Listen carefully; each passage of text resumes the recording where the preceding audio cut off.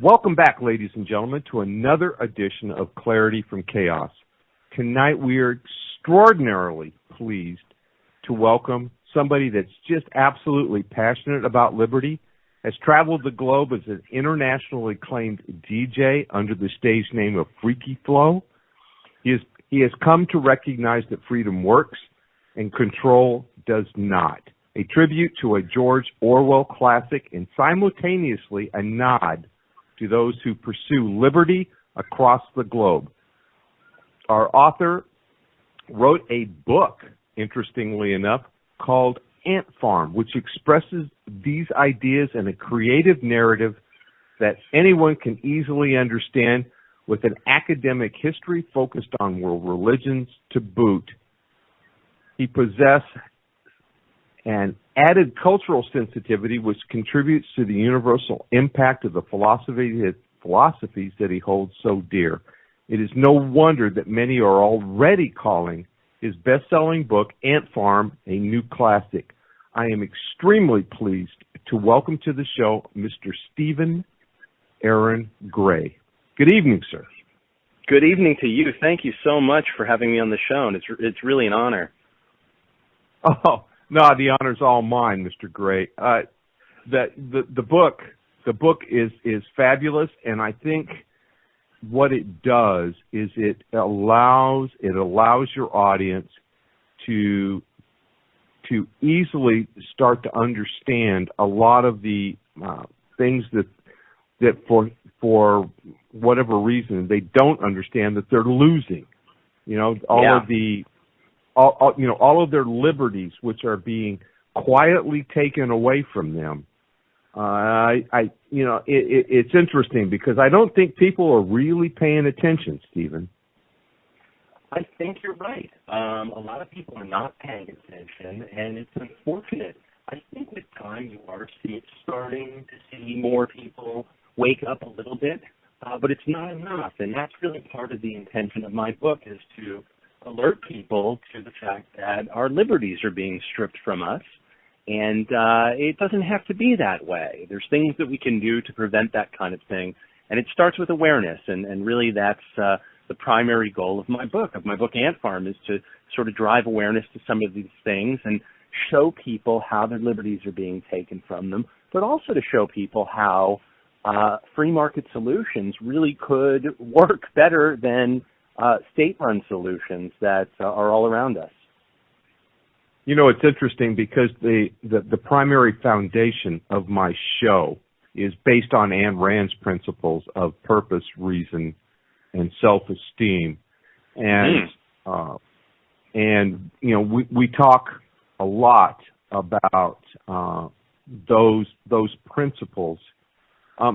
But I want to kind of drill down on some stuff that's kind of popped up and been in the public consciousness of late. And the first one, obviously, which I don't think a lot of people really understand, and that's net neutrality.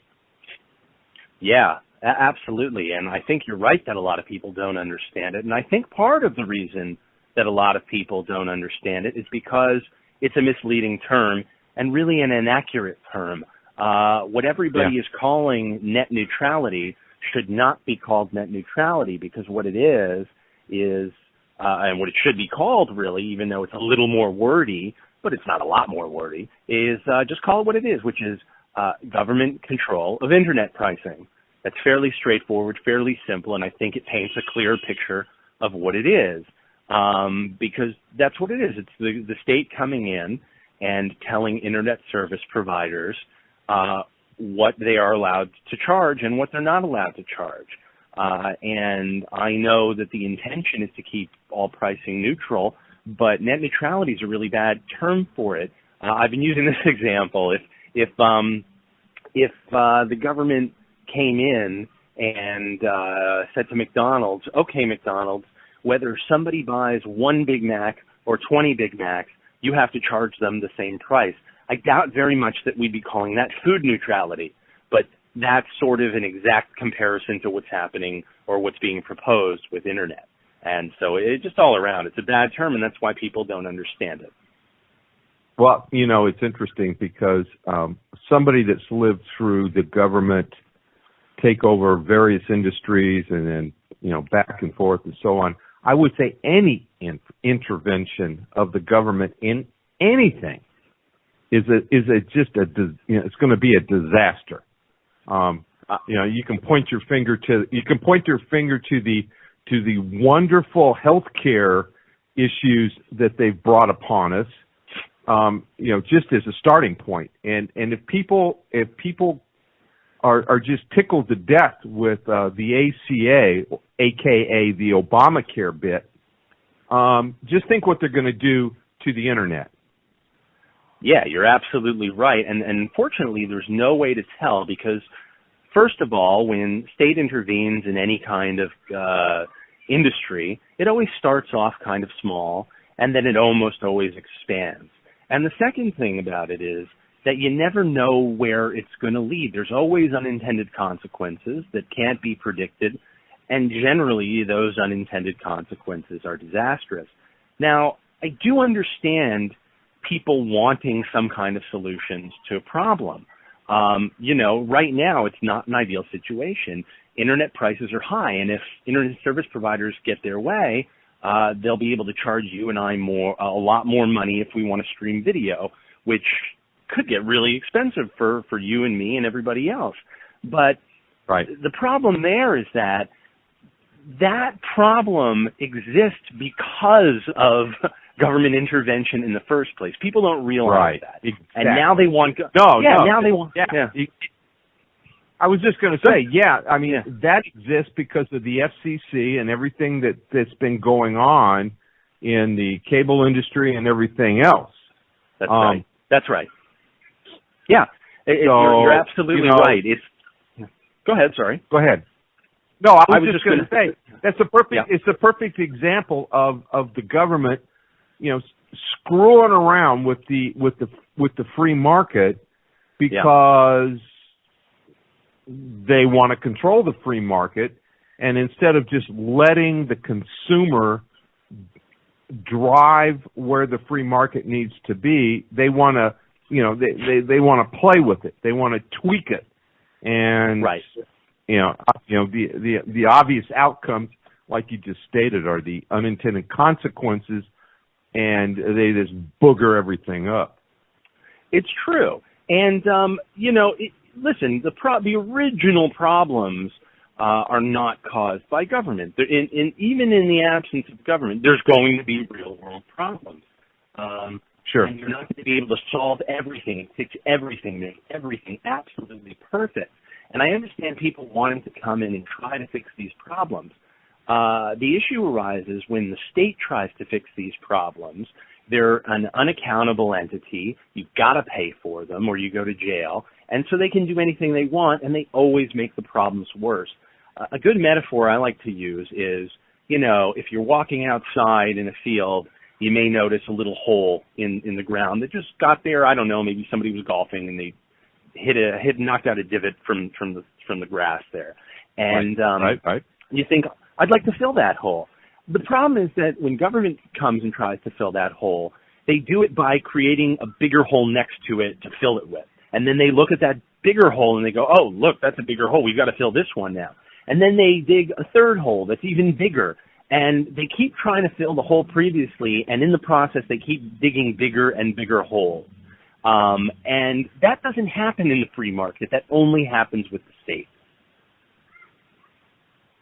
Yeah, it's an interesting analogy because at the end of the day, what they end up doing is digging up the Grand Canyon to fill up a divot, right?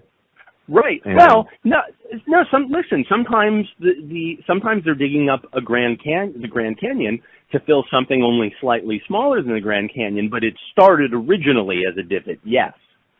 Right. No, exactly. And Stephen, what amazes me is these guys set themselves up as subject matter experts on this stuff. Yeah. And I sit and look at these guys. They've never held a real world job in their damn lives. And they have absolutely no bloody clue unless a staffer has held any kind of accountable or responsible position in the real world of what that even looks like. These guys are just like winging it. It's, I'd say that's mostly true. I think there are some politicians out there that have held real world jobs, but once they enter into the world of politics, all bets are off. You don't have to answer to profits anymore. You don't have to keep your business alive. And so even if you're a trained, disciplined business person, as soon as you get into government, all bets are off because you don't have to be a trained, disciplined business person to succeed anymore. Yeah, well, that's very true. The other thing that I'd like your thoughts on is the simple fact that there are 6 corporations that control the print, video, and audio media in this country. Yeah. And really the last bastion of any kind of free intellectual material is the Internet. And I'm not quite sure, the majority of Americans still get their information from television. Yes.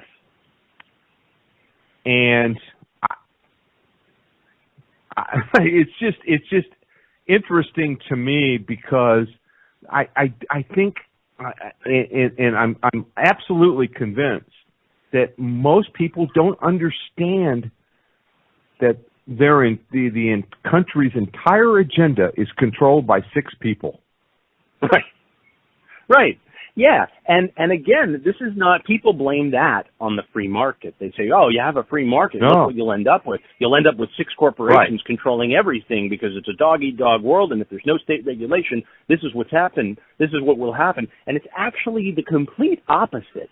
These people have managed to monopolize or oligopolize the industry because of state regulation, because the government works with them to legislate everyone else out of business. If you or I wanted to start an internet service provider company, even if we had a ton of money, we wouldn't be able to do it. It'd be illegal for us to do it. And that's how Time Warner and all the other ones, maintain Comcast their stranglehold. and all the rest of them. Right. Yeah. Right. Exactly. And what frustrates the living crap out of me, Stephen, is the fact that people don't recognize the fact that they're being manipulated in all of this stuff. It's very frustrating to watch, and this is why I've tried to make it to make these concepts easier to understand in really sort of layperson language with my book Ant Farm. I've taken tiny little insects and told a story, a fictional story, but it's a familiar story because I want people to understand these concepts so that when they're reading the book, they go, oh my gosh, that kind of thing is happening just down the street from me, or that kind of thing is happening to my brother in the neighboring state. And so that's really the hope. When you talk about net neutrality as well, or so-called net neutrality, I guess if I'm hoping people will change what they call it, I'd be the one to start. If we're talking about so-called net neutrality or the more accurately labeled government control of internet pricing, if we're going to talk about that issue, the real solution to that is less government regulation so that more companies are able to compete in any geographic area instead of just 1 or 2. If you had that, people would be fighting for your business. If you had 10, 20, 30 choices, you wouldn't see us being price gouged the way we are. Another way to look at it, and I'm sorry I keep going back to fast food, but I like fast food. Yeah, I like fast food. And I feel like it's an easy metaphor to understand. It's an easy metaphor to understand, right? So let's say there was a city, let's say the city of Chicago, right? And let's say that tomorrow the state legislated that from now on only McDonald's and Burger King are allowed to sell hamburgers in the entire city of Chicago. Everyone else is banned. Well, inevitably what you would see happening would be McDonald's and Burger King would slowly but surely raise their prices because they're the only game in town. They probably collude with one another, so as not to undercut each other. And their quality would lower because there's no accountability, because you've got no other choice. And before long, you'd be paying ridiculous amounts of money for lousy quality burgers. And it would be crazy if the people then lobbied the government to say, hey, government, start telling McDonald's and Burger King what they are and are not allowed to charge for hamburgers. When instead, all the people would have to say is, hey, government, lift that regulation you started and let other companies come in and compete. Let Wendy's come in. Let Arby's come in. Let KFC come in. Let all these other fast food chains come in. And then the problem solves itself and fast food is cheap again. And so that's what we've got going on with so-called net neutrality, is people are saying we need to control the price. And I agree, the price needs to be, the price of internet service needs to be lowered. But the way to lower it really is not to legislate it. It's to take away legislation so that more companies can compete. And then the problem solves itself. Right. I mean, the minute that you open up the playing field, the consumers are going to drive the price to where the price needs to be. Exactly. And that's something that I have talked to my audience ad nauseum about, Stephen, is the fact that they hold, now they don't think they do, but they hold all of this enormous power. And in that hand of enormous power, they can drive all kinds of things where it needs to be. But they need to exercise that power. They need to quit being led around by the nose, and they need to exercise it. And frankly, they only have that kind of power in free and open markets, right? As consumers with internet service, they don't have any power. They've got a choice between A and B, and that's it, because the state takes away that power from them and instills it in themselves instead. And it's really unfair, it's really unjust, and it leads to disastrous consequences. Oh, exactly. So let's kind of shift gears a little bit, Stephen, and let's talk about what happened in Ferguson. Sure. I have my own personal view of what's going on here, and it has nothing to do with the protests. It has nothing to do with Michael Brown. It has a lot to do with the underlying strategy that's going on here that I don't think anybody is talking about or addressing. Sure. Yeah. I'm curious to know. No, I'm curious to know your thoughts on it, and then I'm happy to chime in with mine as well. To me, there's another agenda going on here, and I'm not quite sure what that agenda is, but I'm almost of the opinion it's all, quite frankly, Stephen, it's almost Orwellian. It's the whole thing of everybody being herded into camps and so on and so forth. And I hate to be that kind of doomsday kind of thing, but it just doesn't smell right to me. I would tend to agree with you. It's nobody likes to be the pessimist. Well, maybe some people like to be the pessimist. I don't like to be the pessimist if I can avoid it. Right. But it is definitely a scary situation. The power of police forces is growing. They're becoming more militarized, and it's really scary. And, this is sort of one of the interesting things that I try to do with my book, and people have told me that they've gotten this message, and so hopefully more people will get this message too. But in Ant Farm, I've really, I don't just talk about one issue. It's only a 200-page book, and I squeeze in like 40 or 50 different issues, ranging from education, healthcare to gun control, all kinds of things. And the point I'm trying to make by lining up all those issues side by side is to say, really, at their core, they're all the same issue. It's an issue of, does the individual own themselves or not? Do they get to control their own actions or do they not? And so it may sound like a stretch to try and connect net neutrality to what's happening in Ferguson or what's happening in New York with Eric Garner, but it's not such a stretch when you start to notice the patterns, right? The pattern No, is, exactly. Right. Yeah.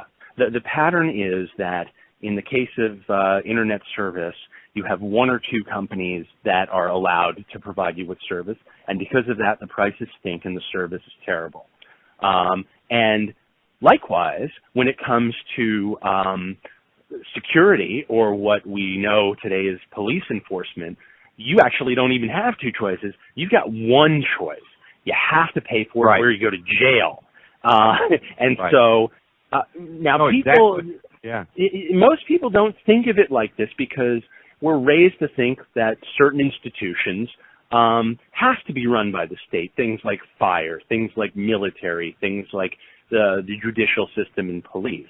But in my book, Ant Farm, I point out, I try to illustrate that this doesn't have to be how things are. Certainly, historically, it's not how things always were. And so you hear all these debates back and forth about people saying, okay, you know how this problem could be solved if police were less racist, or you know how this problem could be solved if police had to wear body cameras. And the point I always make is whatever little none of these are little, whatever problem or whatever rather solution you see that would fix the problem, there's one real solution that would fix them all by default. And that is to allow the customer the choice of, do I want to pay for this police department or not? Because if you think they're racist, don't pay for them. If they're not wearing body cameras, don't pay for them. Then you'll see them start to improve, and this problem fixes itself just like internet would. Well, you know what's interesting, Stephen, is the misconception that the police, number one, that the police department, the police force is out there to protect you. That's number one. Because they say almost on a state-by-state basis in big black letters that that's not their mission statement. You know, their mission statement is not to protect whether somebody's breaking into your house. Now, what worries me is the number of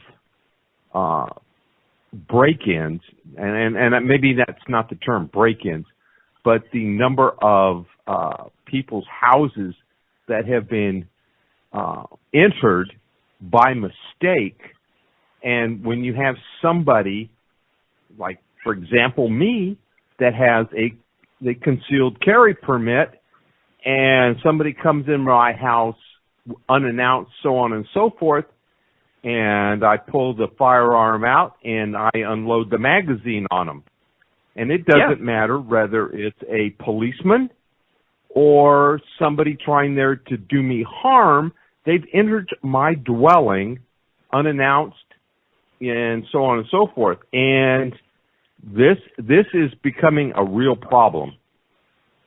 Oh, absolutely. And usually these no-knock raids are in the name of drug enforcement, which, again, it's another major violation of everybody's individual liberty to decide what they do and do not want to put in their own bodies. And so, again, there's a hole, right? There's that first hole where, yes, some people in a free and open market where drugs were not regulated, yes, some people would abuse it, some people would die. So the state says, okay, let's come and fix it. And they fix it by banning drugs, and then the drugs all go into the black market, and they become more dangerous, and if you want to get these drugs, you got to deal with more sketchy and shady people. And so that's another hole. And then another hole they create is, okay, well, we're going to go get these people with drugs. And they start doing these no-knock raids and breaking into people's houses, and that's an even bigger hole. And then someone like you, somebody's breaking in at night, you don't know it's a cop, you shoot them, and that's an even bigger hole. And it all could have been avoided if the state just said, let's leave this divot alone. There's always going to be a divot. Let's let other people figure out how to solve this divot without forcing people to solve this divot. Well, what's interesting, Stephen, is a lot of that divot was created by our own government. And, people don't want to recognize the fact that it was created by our own government, but it was.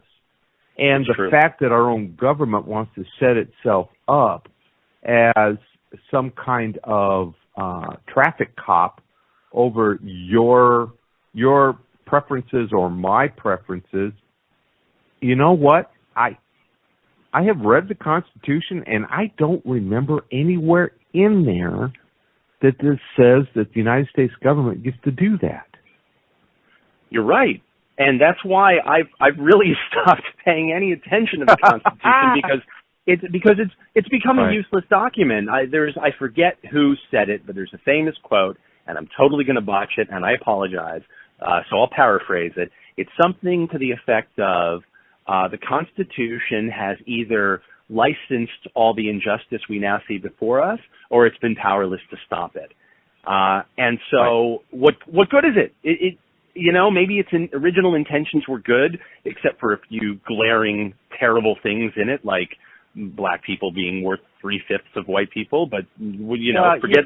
I was just going to say, Stephen, I've talked to I don't know how many different constitutional scholars, and one of them pointed out that just the simple fact that we have or have had enough requests for a constitutional convention against, Amendment 16, which obviously is income tax, to get rid of the damn thing. Yep. And it says blatantly in the Constitution that if there is a call for a convention, that a convention should be called, and that Congress doesn't have the ability to make the determination whether it's valid or not valid. They need to call it. And, obviously they haven't done that, and which makes every damn one of them in violation of the law, in violation of the Constitution.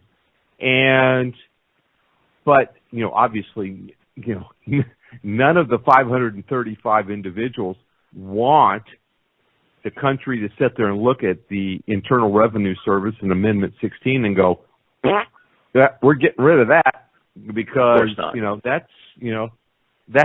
that's what they get to play with. I mean, that's their monopoly money. And so there we go. Yeah, and no pun intended. Kind of goes from there. Right. It's I used to have a really high regard for the Constitution, and I've since woken up and realized that, with all this injustice and all these violations that we now see before us, what good is it? It's not adhered to. Well, I agree with you, but I'm going to have to slightly disagree with you because I think the document is worth defending. Just because we have a bunch of morons, obviously, trying to manipulate it. I do think it's worth defending. But God, I agree with. I just think I agree with you on. I agree with you on the other side of it. That it's getting frustrated to the point where I truly feel like, that, I'm gonna pull an Ayn Rand on the whole thing and just, walk away from it, Just gulch it. Just do it. Yeah, no, absolutely. Just do a gulp and be done with it, Because I don't disagree with you, but I guess a little bit of in the back of my head, I would like to see it reinstated, I guess, I understand where you're coming from. I certainly used to feel the same way. I think there's a point when you just have to let go and go fight a bigger cause because, I could understand if maybe like 10% if it was being violated, there's still a chance we can get back to it. Maybe 20%. But once you're up to like 90, Yeah, once you're up to 95%, I think it's a lost cause, and I think it's more worthwhile to just spread positive messages of liberty and try and appeal to people's sense of rationality and compassion, rather than point them in the direction of an old document that's now ineffective. Stephen, I have to agree with you. I have to agree completely with you. I know I've taken up an awful lot of your time. Where can they find your book, The Ant Farm, a novel about what's bugging society? I mean, that's perfect. Where do they find that? Yeah, sure. It's really anywhere books are sold, especially online outlets like Amazon, Barnes & Noble. But really the easiest place to find it is just go to the website, which is antfarmbook.com, because if you go there, you actually can download the first 4 chapters completely for free. So based on the merits of the 4 chapters, you can then decide if you want to purchase it or not. Oh, no, it's it's terrific, and I think it's the perfect vehicle. It is the perfect vehicle, and I was just wondering if you kind of like introduced it into the younglings out there to where they can start, because obviously just the term ant farm, and the way it's put together, that maybe they can, maybe we can bring up a generation of people that actually value the liberty that all of those people before us gave us, Yeah, I certainly hope so. I hope more people are willing to accept this message, and certainly I think my book, Ant Farm, is one good place to start. But there's other people out there spreading positive messages too, and that's the good thing about a good idea, is that it spreads.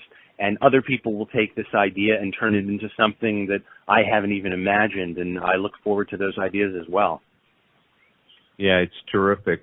Again, it's www.antfarmbook.com if you're so inclined to go out and get a hold of the book. It's just, it's remarkable, and it deals on a lot of different topics that are near and dear to our hearts, as far as liberty and freedom as a person. I want to thank you so much, Stephen, for taking the time with us today. This has been great. Oh, well, thank you again for having me on the show, and for the great, interesting discussion. Really appreciate it.